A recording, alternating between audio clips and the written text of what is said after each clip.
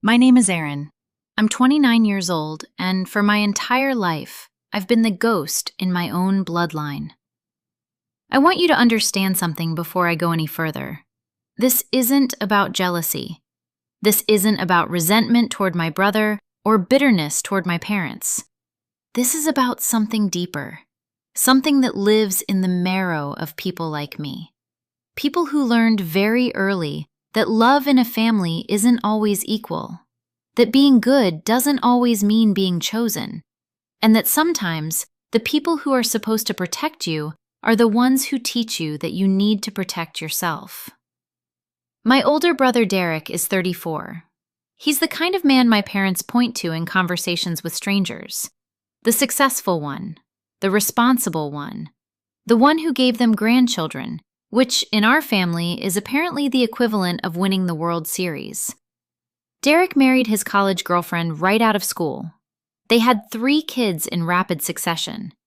He works as a regional manager for a logistics company and makes enough money that my parents consider him financially stable, even though he still asks them for loans he never pays back. But to them, that's not relevant. What matters is that Derek gave them something I never could: a legacy, someone to carry the family name forward. I couldn't do that.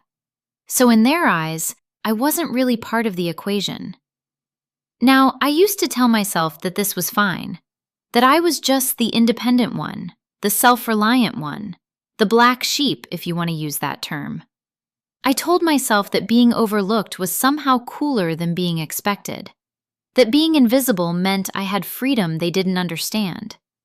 But that was a lie I told myself to survive. The truth is, being invisible in your own family is a special kind of slow torture. It's watching your brother open presents on Christmas morning while you're handed socks from the clearance bin. It's carving the Thanksgiving turkey with blistered hands while your brother's kids tear into toys worth more than your monthly rent. It's sitting at what we called the kids' table, even though you were 23 years old, watching Derek give speeches about family values while your parents nodded along like he was delivering the Gettysburg Address. The kids' table. That's where I always sat, even when I was the only one left who still fit the description. Do you know what that does to a person? Not the big dramatic things, not the screaming matches or the blowout arguments. It's the small things, the accumulated weight of being told over and over without anyone ever saying the words directly. You don't matter as much. You don't count as much. You're here, but you're not really here. I learned to make peace with it, or at least I thought I did. Then my grandfather died. Now, I need to be clear about something. My grandfather, Benjamin, was more of a concept than a person to me. He lived 3 states away in a house I'd visited maybe 5 times in my entire life. He sent a birthday card every year with a generic message and a crisp $20 bill inside. That was it. That was the extent of our relationship. I knew he existed. I knew he was technically family, but he was a stranger who happened to share my blood. My parents never encouraged a relationship with him. They said he was difficult, private, that he preferred his distance from the family. And since I was already used to being overlooked, I didn't push. I let the connection fade. What I didn't know, what I had no way of knowing, was that Benjamin was paying attention. He was watching everything. Every Christmas where I was handed socks while Derek's kids ripped open tablets and drones worth hundreds of dollars. Every Thanksgiving where I cleaned dishes until my knuckles cracked, while the rest of them watched football in the living room. Every birthday that came and went without a single phone call from my parents. The years I spent working 2 jobs in my early 20s just to keep my head above water. The degree I earned online, class by class, while Derek got handed help he never had to pay back. Benjamin saw all of it, and in the end, he did something no one in my family expected. He left me everything. The call came on a Tuesday. I remember exactly where I was. I was standing in my kitchen, which was barely a kitchen, A single room in a one-bedroom apartment with a counter the size of a shoebox and a stove that clicked 3 times before it actually caught. I was making lunch, eggs and toast. Nothing fancy, just fuel. My phone rang and I saw my mother's name on the screen. I almost didn't answer. She never called just to talk. When my mother called, it was because something had happened, or because something was about to happen, or because she needed something from me. There was never a casual check-in, never a simple, "How are you?" So when I picked up the phone and said hello, I was already bracing myself. "Aaron," she said. No greeting, no preamble. "Your grandfather's attorney called. You're getting a pretty significant inheritance." I remember the sound that came out of my mouth. It wasn't quite a laugh, but it wasn't quite words either. I said, "Wait, what?" Like she was joking, like this was some kind of elaborate setup for a punchline. But my mother doesn't joke about things like this. She never has. "He left you the house," she said. And I could hear it in her voice, the way the words came out like they tasted sour in her mouth. "He left you the house, and the investment account. Derek's only getting the boat." I didn't know what to say. I just stood there, phone pressed to my ear, staring at my reflection in the dark microwave door. My face looked like a stranger's face, someone who had just been told something impossible. I didn't even know how much the inheritance was at that point. I hadn't spoken to the attorney yet, but my mother knew. Derek knew. I could feel them on the other end of that line, miles away, already calculating what this meant. And then she said it, the words that would haunt me for weeks. She said, "You know your brother could use that money more than you. He has kids, Aaron. He has kids." As if that fact alone erased everything I'd done to get where I was. As if being single, being child-free, living in a modest apartment I could barely afford, that somehow disqualified me from receiving anything good. As if my entire existence was just a placeholder while the real family members lived their real lives. I didn't respond right away. There was a silence on the line that felt like standing in a room where the air had been sucked out. And in that silence, I heard everything I needed to hear. My mother wasn't calling to congratulate me. She wasn't calling to ask how I felt. She was calling to tell me that what I'd just received wasn't really mine, that it belonged to someone else, someone who mattered more.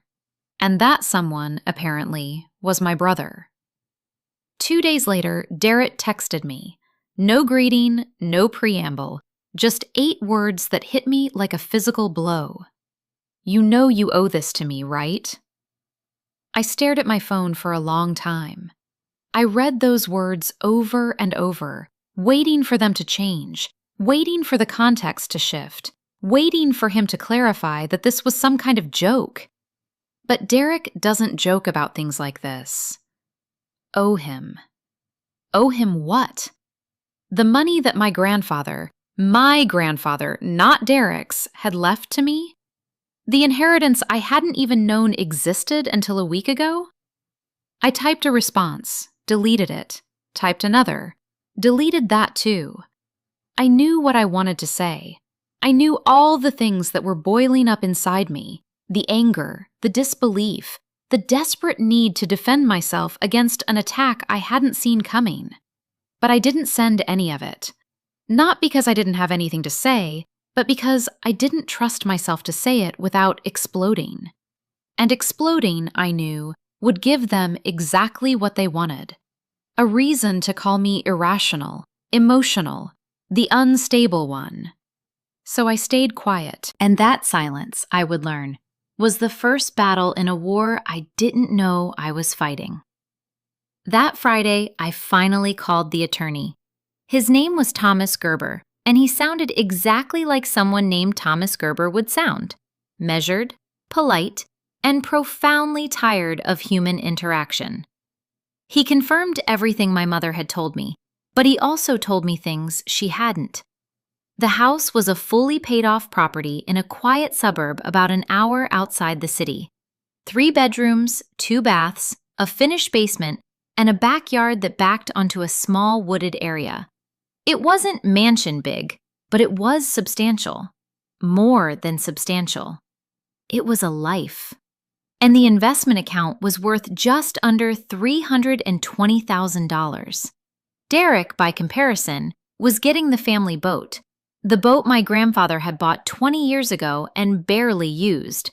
It was worth maybe $50,000 at best. Generous in its own way, but not life-changing, not transformative, not enough to change the hierarchy in my family. Thomas explained everything carefully, like he expected me to have some kind of emotional breakdown.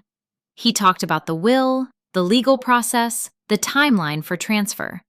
He mentioned that my grandfather had been of sound mind when he made his decisions, that this wasn't an oversight or a mistake, that this was deliberate.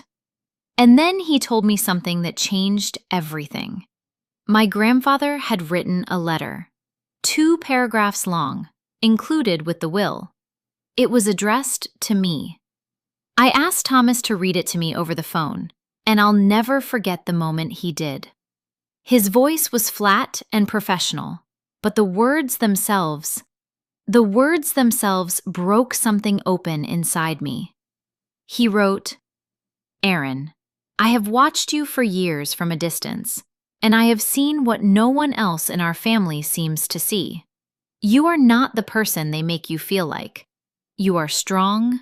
You are capable. You have built a life for yourself out of nothing, and you have done it without complaint, without manipulation, without becoming the kind of person who uses people the way others in this family do. I am leaving you this inheritance because I want to even the scales, because you deserve to know that someone sees you, because you are worth more than they will ever let you believe." I sat there on my hand-me-down couch, phone still pressed to my ear, and I cried. I don't cry often. I learned at a young age to hold things in, to swallow the emotions that felt too big for my chest. But that day, something broke. Some wall I'd built without even knowing it, because for the first time in my entire life, someone had seen me. Really seen me, not as a convenience or a background character or a lesser version of my brother, but as a person, as someone worth investing in. And it came from a man I barely knew, a man who apparently understood me better than my own parents. That letter became my anchor. I kept it folded in my pocket for weeks. I'd take it out and read it in quiet moments, at work during my lunch break, in my car before going into the grocery store, late at night when the silence in my apartment felt too loud to bear. Benjamin saw me. He saw me when no one else did. But that moment of grace didn't last. It couldn't last, because my family wasn't done with me yet. The next week, Derek called. This was unusual. Derek never called. He texted. Calling was for important things, for emergencies, for the kind of conversations that warranted actual vocal inflection. So when my phone rang and I saw his name on the screen, I assumed something had happened. Maybe someone was sick. Maybe there was a crisis. I picked up. "Hey," he said, and his voice was already laced with something I didn't like. Condescension wrapped in fake concern. "I assume you've processed everything by now." I didn't know what he meant by processed, so I stayed quiet. "Look," he continued, "I'm not trying to be a jerk here, okay? But come on, man. You don't need all that. You're single. No kids, no mortgage. What are you even going to do with it?" I felt my jaw tighten. The words, "he has kids," were already echoing in my head from my mother's call. Now Derek was saying the same thing, just with different vocabulary. "I don't think that matters," I said. "Grandpa left it to me." There was a pause. Then Derek laughed, and it wasn't a real laugh. It was that short, ugly sound that happens when someone wants to dismiss you without looking like they're dismissing you. You know you're not being fair, right? I have 3 kids, Aaron. Do you know how expensive it is to raise 3 kids? He kept going. You don't even want a house. You're a city guy. You don't need any of this.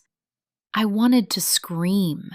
I wanted to tell him that none of this was my choice, that I didn't ask for an inheritance from a man I barely knew, that the only reason I had anything was because our grandfather, a man Derek barely visited, a man Derek never called on his birthday, a man Derek treated like an inconvenient obligation, had made a choice. But I didn't say any of that. I just said, I didn't ask for any of this, Derek. It's not about what I want. It's about what Grandpa decided. He hung up on me. Not a dramatic hang-up, not a slammed phone, just the sudden dead air of someone who decided the conversation was over because they weren't getting what they wanted. I sat there for a long time after that, staring at nothing, feeling something cold settle into my chest. The messages started coming in waves. First, my mother, texting links to articles about the cost of raising children, like I needed education on why Derek deserved my inheritance more than I did. Then my father, who never texted me except to ask for favors, sent a long message about family loyalty, about how this was an opportunity for me to prove that I was part of the family, about how the right thing to do was obvious. Then my aunt, who I hadn't heard from in 3 years, called me out of the blue to tell me that I needed to be the bigger person, that family comes first, that Derek had always been there for us, and now it was my turn to be there for him.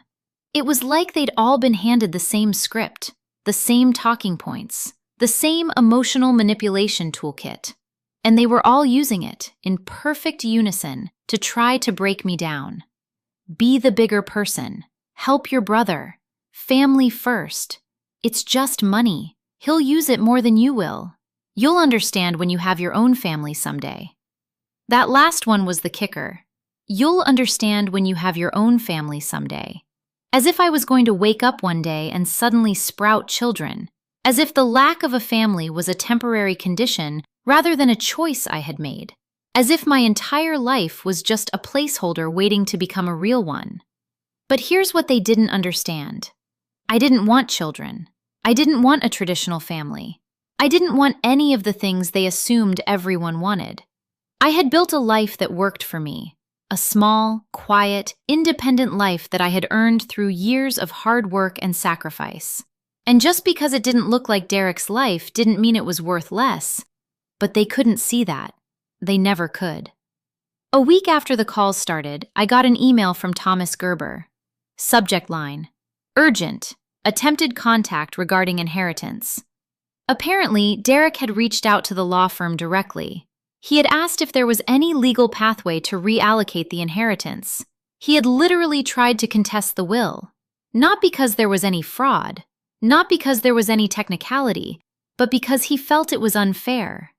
Thomas had told him, politely but firmly, that there were no grounds for a challenge. My grandfather had been of sound mind. The will was solid. There was nothing Derek could do. But knowing that he had tried, that he had looked at the one thing I had ever received in my entire life and decided to try to take it away, that was something else. That was the moment I realized this wasn't about the money. Not really. It was about control. It was about them realizing, maybe for the first time, that I had something they couldn't take, something they couldn't guilt me into giving away. And that fact terrified them. The next Sunday, my mother sent me a text. Transfer it to him or don't bother coming home. No hello, no context, no explanation. Just those words, sitting on my screen like a threat. Transfer it to him or don't bother coming home. I read those words 4 times. Then I closed my phone, set it face down on the counter, and walked to my bedroom. I sat on the edge of my bed and I stared at the wall for a long time. And then I smiled. Not because I was happy, not because this was a good situation, but because for the first time in my life, I felt something shift, something change, some quiet inner voice that said, "This is the moment. This is where you stop asking permission to exist." I didn't cry. I didn't call anyone. I didn't send a dramatic response or stage some kind of confrontation. I just made a decision. That night, I booked a flight, not to go home, but to go to the house. To my house. The house my grandfather had left me. I changed all my passwords, bank accounts, email, social media, everything. I locked down my credit. I called Thomas and authorized him to handle all future communication on my behalf. I updated the security on my phone, my apartment, everything. And then I went to bed, phone on silent. When I woke up, I had 43 missed calls. One voicemail from my father that was so angry it was almost incomprehensible, and a dozen text messages ranging from concerned to threatening.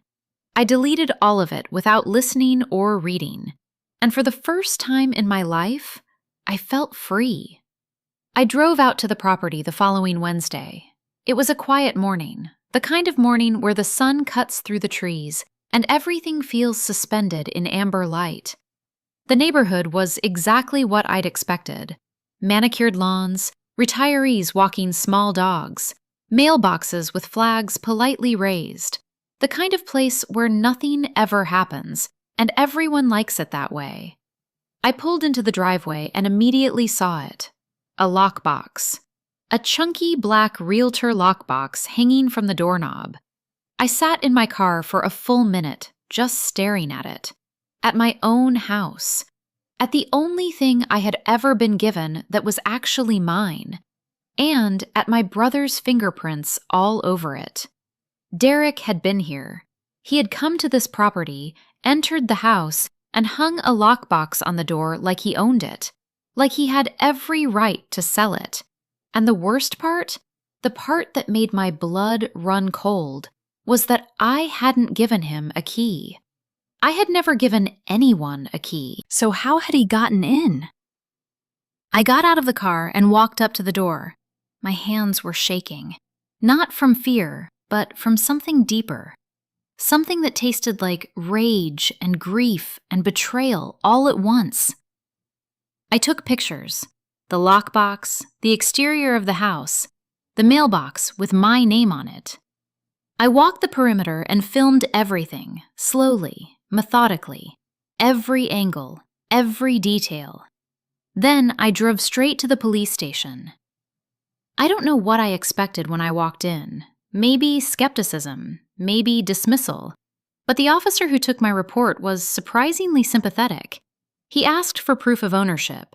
I had it. He asked for the screenshots, the photos, the evidence. I gave him everything. And when I said the words, "I think my brother broke into my house," they felt like a confession and a liberation all at once. That evening, I had the locks changed. Not just the locks. I installed a full security system, cameras, motion sensors, a smart doorbell with two-way audio. I did it quietly, without telling anyone, because I didn't want them to know what I was planning. I just wanted to watch. 3 nights later, at 11:30, my phone lit up. Motion alert. Front door activity detected. I opened the app, heart pounding, and there he was. Derek. Standing on the porch in a dark hoodie, fumbling with the lockbox that was no longer there. He looked confused, then angry. He rattled the doorknob, tried the handle, stepped back and stared at the door like it had personally betrayed him. And then he looked up, directly into the camera. He saw the light, the small red indicator that meant he was being recorded, and I watched his face change. I watched the recognition hit. I watched him understand that he wasn't alone, that he wasn't invisible, that someone was watching, recording, waiting. He didn't say anything. He just stood there for a moment, jaw tight, and then he walked away. I never called him. I never texted him. I never mentioned it to anyone. But in that moment, I knew something had changed. Something had shifted. Derek knew he was being watched now. He knew I wasn't just going to roll over and take it. And the silence that followed was thick with something unspoken. The next week, I got a certified letter in the mail. My parents had hired a lawyer. The letter was a request. Polite, legally worded, but absolutely clear. They wanted me to consider relinquishing partial rights to the estate in favor of Derek. They framed it as a gesture of goodwill. They said it was in the interest of family harmony. My father had signed it. Not my mother, not Derek. My father. The man who had once told me, "You've got to earn your way in this world, Aaron." The man who believed in self-reliance and personal responsibility and pulling yourself up by your bootstraps. That same man was now asking me to give away what I'd earned through grief, through arrangement, through silent, painful years of being the one no one fought for. I didn't respond. Instead, I went back to the house. I sat in my grandfather's old recliner, the one they hadn't gotten around to selling or donating yet. The leather was cracked and worn, molded to the shape of a man I'd never really known. I sat there, and I just existed. I looked around at the dusty shelves, the old lamp with the crooked shade, the faint smell of leather and time. This was my house now. My grandfather's house, yes, but also mine. And I was going to make it mine. That's when I saw it. Tucked behind a stack of old Reader's Digests on the bottom shelf of the bookshelf near the fireplace. A framed picture of me and my grandfather. I didn't remember it being taken. I must have been 19 or 20. We were sitting outside somewhere, maybe his porch, maybe the backyard, I couldn't tell. And I had this awkward grin, the kind you get when you're not used to having your picture taken. But my grandfather was looking at the camera, and he was smiling. He looked proud. Tired, but proud. I held that picture for a long time. I didn't cry, but something inside me broke. Not in a bad way, in the way that ice breaks in spring, slowly, inevitably, making room for something new to grow. He had seen me. He had seen me when no one else did. And now he was gone, and all I had left was this house and this picture, and the knowledge that someone, somewhere, had believed in me. I left the picture there. I set it back on the shelf where I'd found it, like a totem, a reminder of why I was fighting. Derek texted me a few days later. "You're being ridiculous. You know this isn't over, right?" I didn't answer. 2 days after that, my aunt called, the one who never called. She sounded out of breath, like she'd been pacing. "I'm staying out of it," she started. "But you should know, your parents are planning to go public about this." I blinked. Go public? They're telling everyone, the cousins, the neighbors, people at church. They're saying you're withholding money from Derek, that Grandpa's will was manipulated. I laughed. I couldn't help it. It wasn't funny, not really, but it was absurd. Manipulated? I hadn't even spoken to the man in 5 years. If anything, I'd assumed Derek would get everything. But that was the play. That was always the play. If they couldn't shame me privately, they'd shame me publicly. If they couldn't force me to give in, they'd turn the whole family against me. Sure enough, the next Sunday, the Facebook posts started rolling in. My mother. Some people forget that family is a responsibility, not a competition. My father. Sad to see what greed does to a man. Derek's wife, Megan. My babies don't deserve this. They just want their uncle back. I wasn't even on Facebook much. I barely checked it. But that night, I checked it 3 times. Not because I missed them, but because I needed the reminder. I needed to remember how quickly they erased me the moment I stopped serving their narrative. And then, because nothing in this family happens in isolation, I got an email from my job's HR department. A concerned community member had sent in an anonymous email claiming I was engaging in a legal dispute over contested assets and that it might affect my reliability as an employee. Someone had tried to sabotage my career. That's when I knew this wasn't about the inheritance anymore.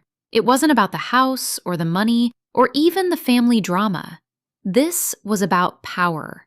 This was about punishment. They couldn't believe I'd stood up for myself, that I had something they couldn't touch. So now they were going to burn the earth around me until I crawled back. But I wasn't crawling back. I was done crawling. I didn't react the way they expected. That's the part that probably confused them the most.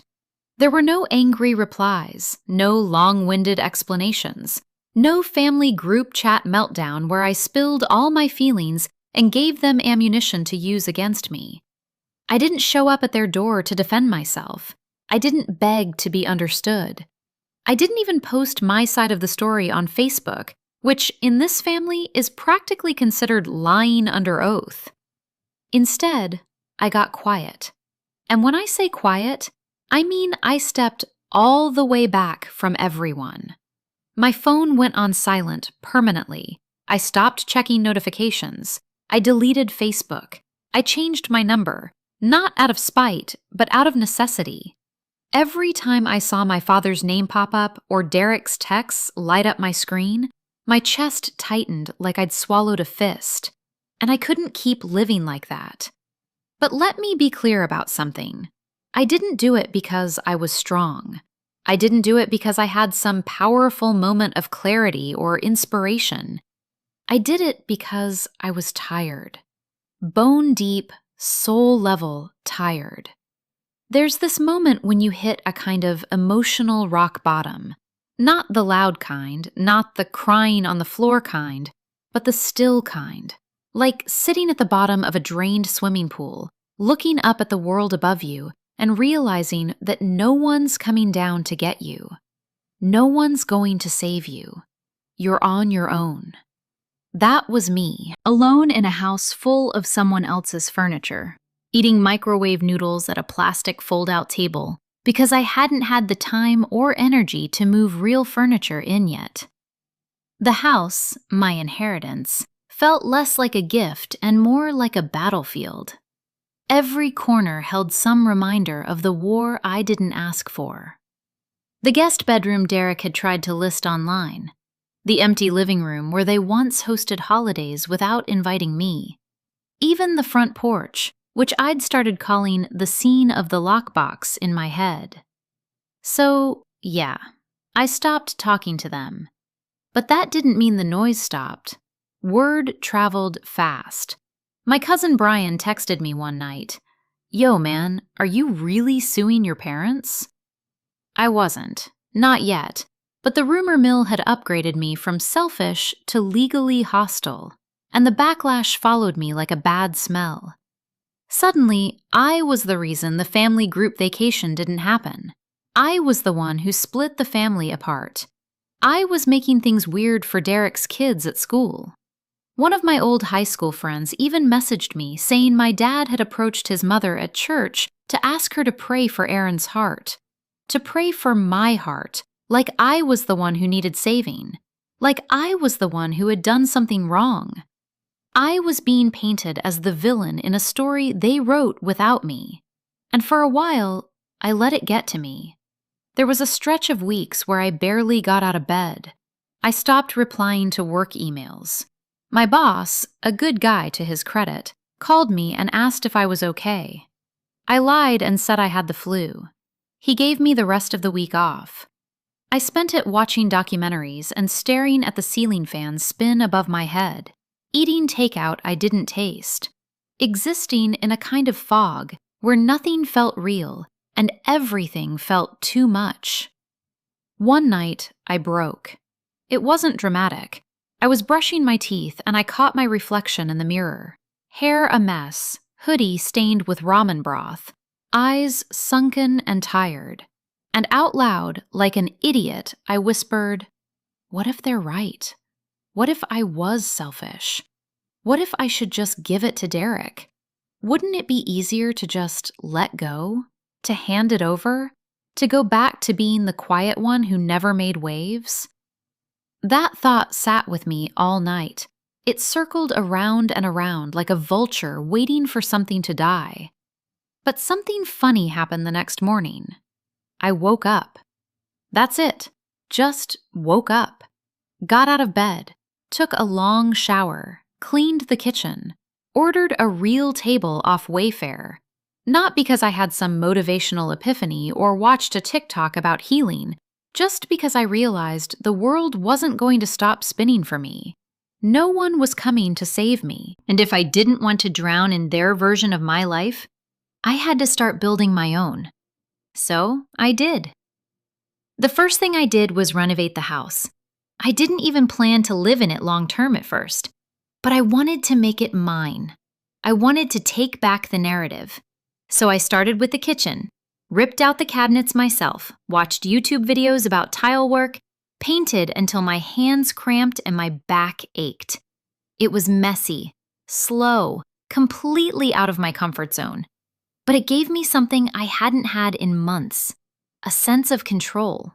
Something that was mine, that I was building, that no one could take away. Neighbors started noticing. One of them, Linda, late 60s, dog owner, excellent baker, brought me lemon bars one afternoon and introduced herself. She'd known my grandfather, said he used to wave from the porch every morning. We talked for 20 minutes. Nothing deep, just normal. The kind of conversation I hadn't had in too long. I didn't realize how much I missed being seen until I wasn't constantly ducking behind guilt. The house started to change, and so did I. At work, I found my footing again. Got involved in a new client project. Let some calls go to voicemail instead of panicking about them. My boss noticed, gave me a raise, said I seemed different lately, in a good way. I smiled and thanked him. Didn't tell him it was because I'd finally stopped carrying a family on my back that never really carried me. And the inheritance? I didn't blow it. I didn't buy a sports car or fly to Bora Bora or do any of the things they probably assumed I would do. Instead, I met with a financial advisor, smart guy, explained things in a way that didn't make me feel like a child. He helped me split the account into 3 parts, one for savings, one for investment, and one for something he called joy spending. I used the joy fund to do one thing. I booked a solo trip to Kyoto. Just me, a backpack, and no schedule. When I told Linda about it, she lit up. My grandfather always wanted to go to Japan, she said. He never did, but I think he'd be proud. Proud of the man you're becoming. I don't know why that hit me so hard. Maybe because no one else had said it. Not once. Not even close. But she had, and she barely knew me. And somehow that made it more meaningful than anything my own family had ever said. I was becoming someone. Not despite what happened, but because of it. The silence from my family didn't last forever, of course. After a few months of quiet, the messages started again. But this time, different. Derek messaged me on WhatsApp, of all things. A simple, "Can we talk?" I didn't reply. Then an email from my mother. "We miss you. Derek's kids ask about you." Still no mention of the house, or the will, or the threats. Just this vague, guilt-drenched attempt to reel me back in, to make me feel like the problem, to make me come back and apologize for having boundaries. I sat with it for a while, wondered if I should respond. But instead, I pulled out the old photo of me and Grandpa, the one from the bookshelf, and set it on my new desk next to my laptop. The house smelled different now. Fresh paint, clean wood, a hint of lemon from the candles I'd started lighting when I worked from home. It was mine. I was mine. That realization was everything. Because for the first time in my life, I didn't feel like I had to prove anything to them. Not my worth, not my success, not my right to exist. I didn't reply to the message, but I didn't hate them either. I just didn't belong to them anymore. And that, more than anything, was the beginning of the rise. It's strange how quiet clarity can be. Not the kind you get in a movie. No orchestral swell, no slow-motion walk into the sunset. Just small, deliberate steps that start adding up to something louder than words. You stop asking permission. You stop hoping they'll change. You stop explaining your side to people who've already chosen not to hear it. You start thinking like someone who finally knows what they're worth. And that's exactly where I was. A year had passed since the will was read. In that time, I transformed the house from a battlefield into a home. My home. The kitchen sparkled with subway tile I'd laid myself. The study smelled like books and coffee instead of dust and bitterness. The guest room had become a sanctuary of plants and sunlight. I even named it Room B after my grandfather Benjamin. I didn't tell anyone that. It was my quiet tribute. Financially, I was stable. Better than stable, actually. My job had promoted me twice. My savings were healthy. My investments were growing. My mental space was clearer than it had ever been. And yet, I couldn't let it go. Not the house, not the money, the betrayal. I could forgive people who made mistakes, but what they did wasn't a mistake. They calculated it. They tried to take something that wasn't theirs, not because they needed it, but because they believed it should be theirs. Because Derek had kids. Because I was just Aaron. Because in their eyes, I didn't count unless I was giving something up. And the worst part? They still thought they got away with it. Just because I'd gone quiet. But they didn't understand something. Silence wasn't surrender. Silence was strategy. It started when I found the group photo. Old picture taken 2 years before Grandpa passed. Thanksgiving. Everyone crammed into the backyard, pretending they weren't secretly irritated at each other. My parents in the center, Derek, arms around his wife and kids, my aunt and uncle on the left, and there I was, all the way on the far edge, barely visible, behind a tree branch. I hadn't seen it in years, but something about it clicked, because I remembered taking that photo. Literally. I'd used the timer, set up the tripod, told everyone where to stand. Then I sprinted across the yard to get into the frame and got shoved to the edge so Derek could be in the middle. Typical. I stared at that picture for a long time, and I remembered something else. Derek had made a toast that day, something smarmy about legacy and family sticking together. Everyone clapped like he was JFK reincarnated. But I remembered the way he looked at me from across the table, already dismissing me, already planning to inherit the world by default. And it hit me. They believed legacy belonged to him, but I owned it now, and I knew just how to remind them. Step 1 was the house. I didn't want to just live in it. I wanted to turn it into something visible, something that shouted from the rooftop. Something that said, this was never yours. So I hired an architect. Not just any architect, a former classmate of mine named Theo, who'd started a design firm in the city. We weren't close in college, but we bumped into each other at a seminar last spring and exchanged info. I told him I wanted to restore the house but keep the bones, modernize the interior but preserve the soul. He walked through the halls with a sketch pad, running his hands along the windowsills. I love this style, he said. 1950s Americana, but it's got these subtle craftsman touches. We can really bring that forward. I nodded. I wanted to feel like a place someone earned, not inherited. Earned. He didn't ask questions, just got to work, and I paid him up front. Nothing says freedom like writing a check without flinching. Step 2 was the paper trail. I started gathering every document I could get my hands on. The will, the property deed, the emails from Thomas Gerber, the police report from when Derek tried to break in, the screenshots of my family's social media posts, the messages from Derek, my parents, my aunt. I organized them into a digital folder with tabs labeled legal, emotional abuse, property dispute, public slander, online harassment. Not because I planned to sue, but because I wanted the option. Because power isn't just about money or revenge. It's about leverage. And when you've spent your whole life being the one they thought would never fight back, nothing terrifies them more than realizing you've been documenting everything. Step 3 was asking questions. Not to my family, to their circle.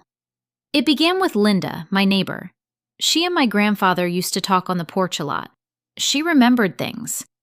"Did you know Derek tried to sell this house?" I asked her casually one afternoon as we drank iced tea in her backyard. Her eyes went wide. "He what?" "Yeah," I said. "Had a realtor here and everything, before the will was even fully executed." She blinked. "Your grandfather would have, well, he would have been livid." "He kind of was," I said, smiling faintly. We laughed, but the gears in my head were turning. I started reaching out to people who'd known my grandfather. His church friends, his old fishing buddy, the guy at the hardware store who sold him birdseed every spring. They all remembered me, some vaguely, some more fondly than I expected. One woman, Mrs. Palmer, an old friend of his from Sunday choir, told me something that chilled me.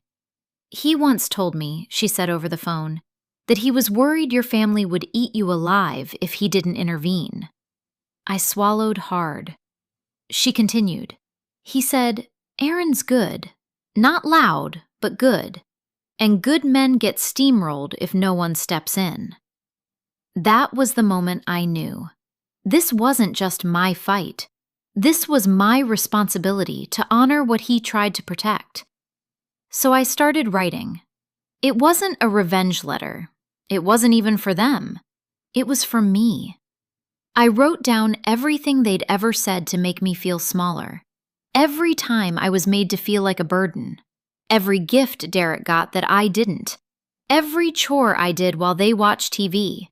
Every family gathering where I was the afterthought. Every moment I let them make me question if I was worth loving. And then I wrote down everything I'd done despite them. Got my degree. Held down 2 jobs at once. Paid off my debt. Bought my first car. Got promoted. Traveled alone. Rebuilt a house from the ground up. It was a long list, longer than I expected. And at the bottom, I wrote, "I will no longer apologize for who I had to become to survive. The people who refused to see me." I folded that list and tucked it into the drawer next to my bed. Not because I needed to look at it, but because one day they might. And when they did, I wanted them to know I remembered everything. The final step of the setup came almost by accident. Theo had finished the blueprints, the permits were filed, the renovations were underway. And as I was walking through the house with him, admiring the early changes, he said something that stuck. "You know," he said, running his hand along the new stair banister, "this place has history. If it were mine, I'd name it." I raised an eyebrow. "Name it?" "Sure," he shrugged. "People name properties all the time, especially homes with legacy. You've got something special here." That night, I sat in the living room, my living room, staring at the fireplace. And then it came to me. The Benjamin house. Not flashy, not dramatic, just his name.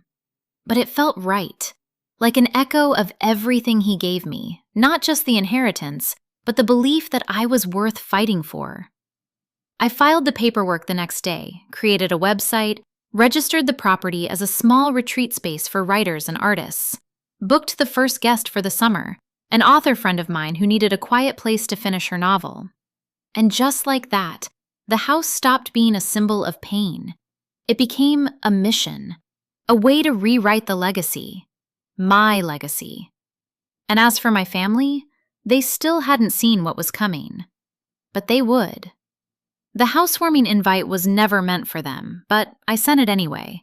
A cream-colored card, simple embossed lettering.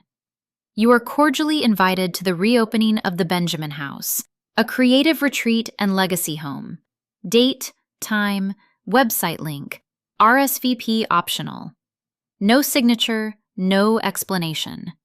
I sent it to my parents' address, to Derek's, even to my aunt who once told me, family sticks together, but not everyone is glue. I knew they'd get it. I knew it would burn. And honestly, that was the point. The official reopening was nothing extravagant, just 30 or so people, mostly creatives, neighbors, a few friends from work. The house had been transformed. Open concept living space, clean Scandinavian lines mixed with warm heritage elements. The dining room still had Grandpa's original table, but now it sat beneath a chandelier I found at a vintage shop. The back porch was rebuilt entirely, facing the woods with a wraparound railing and hanging string lights. It wasn't a palace. It was dignity. The new sign above the door read, "The Benjamin House, established 1957, reclaimed 2025. Subtle, but I knew it would strike exactly where I needed it to. Derek saw the website first.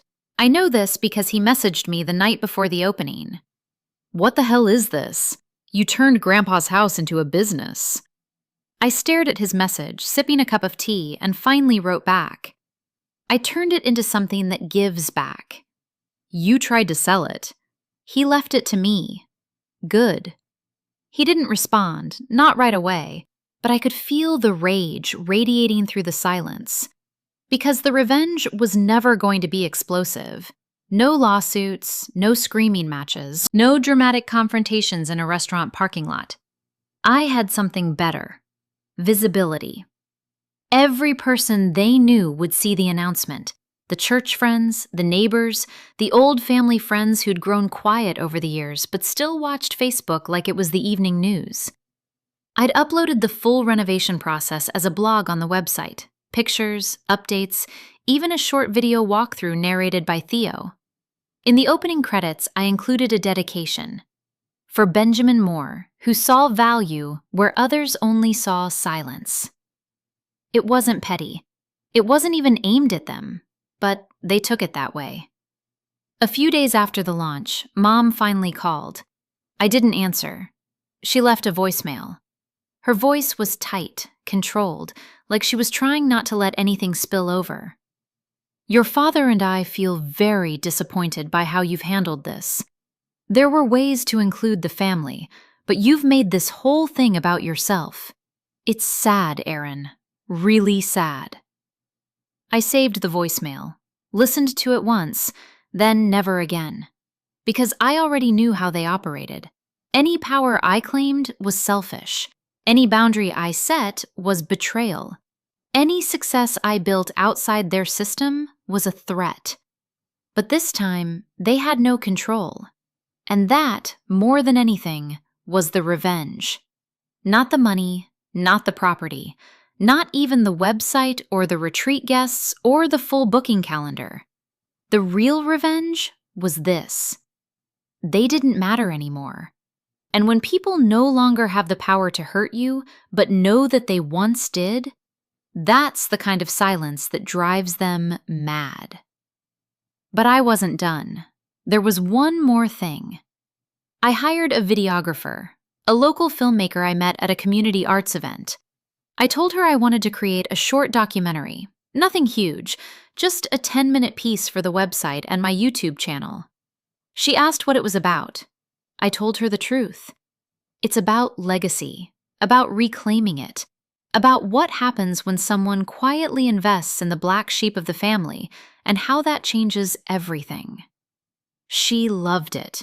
We filmed over the course of a week. She captured the renovations, the letters my grandfather wrote, the old family photos I found in storage, the stories from Linda and Mrs. Palmer. I narrated most of it. My voice shook during some parts, but I didn't edit those out. The final video was titled, "The House He Gave Me, A Quiet Inheritance." I uploaded it. Within 2 weeks, it hit 20,000 views. I didn't expect that. I wasn't even trying to go viral. I just wanted to tell my story in my own words. But people started reaching out, strangers, saying how much it resonated, how they had similar families, how they were the invisible ones too. One guy said he cried watching it. A woman emailed me saying it inspired her to go back to school at 42. Another wanted to visit the house.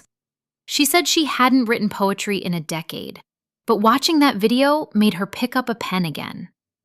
I kept every message, not because I needed validation, but because they were proof that I wasn't alone. Then came the fallout. It started when my dad's coworker apparently saw the video. I found out through my cousin who texted, "Uncle Frank is losing it. Someone at his office shared your video during lunch. He's mad you're airing private family history online." That made me smile, because that was the fear, wasn't it? Not that I was lying, but that I was telling the truth, and that people believed me. My aunt unfriended me on every platform. My mother posted a long-winded status about narcissists who rewrite history. My brother went radio silent until one night I got a letter.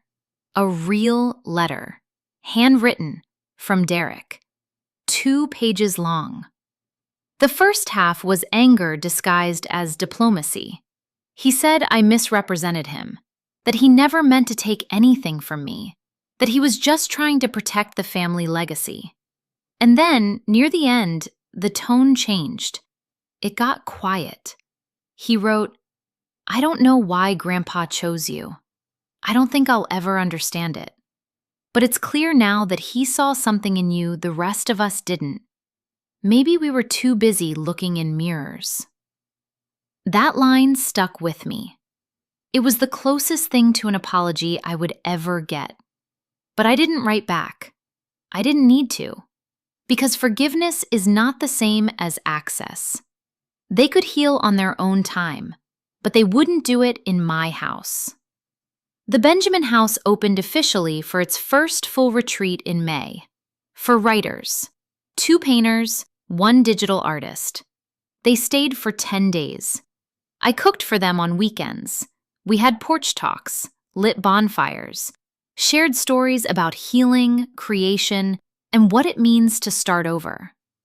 One night, a writer from Vermont told me, "This place feels like it was built by someone who knows what it's like to not be heard." I smiled. "I do." She nodded. "Well, you're heard now." And I was, by people who mattered, by people who saw me, not as a wallet, not as a scapegoat, not as a failure, but as someone who rebuilt a broken legacy into something worth passing on. That fall, I planted a tree in the backyard, a sugar maple. Grandpa loved those, according to Linda. I stood there after the digging was done, hands muddy, sun setting, and I said out loud for the first time, "Thank you for choosing me." The wind rustled the branches, and I swear, for a second, it felt like an answer. Because in the end, this wasn't about revenge anymore. It was about restoration. About becoming the man they tried to erase, and doing it without asking for permission. I never told my family the full truth about what I was building, but I think they figured it out eventually. Because legacy isn't what you inherit, it's what you do with it. And I had finally done something that no one in my family had the courage to do. I chose to begin again, quietly, steadily, permanently. Some people are born into families that see them, that champion them, that fight for them. I wasn't one of those people. But I learned something important in all of this. Being seen doesn't have to come from blood. Being valued doesn't have to come from people who share your last name. Being loved doesn't have to come from the people who were supposed to give it in the first place. Sometimes, being seen means finding the people who choose to see you, building a life that proves you were right about yourself all along, becoming the person your grandfather believed you could be, even when no one else did. And sometimes, the most powerful thing you can do is walk away. Not in defeat, but in reclamation. Not in anger, but in peace. I am not the person my family tried to make me believe I was. I never was. but I am the person I chose to become.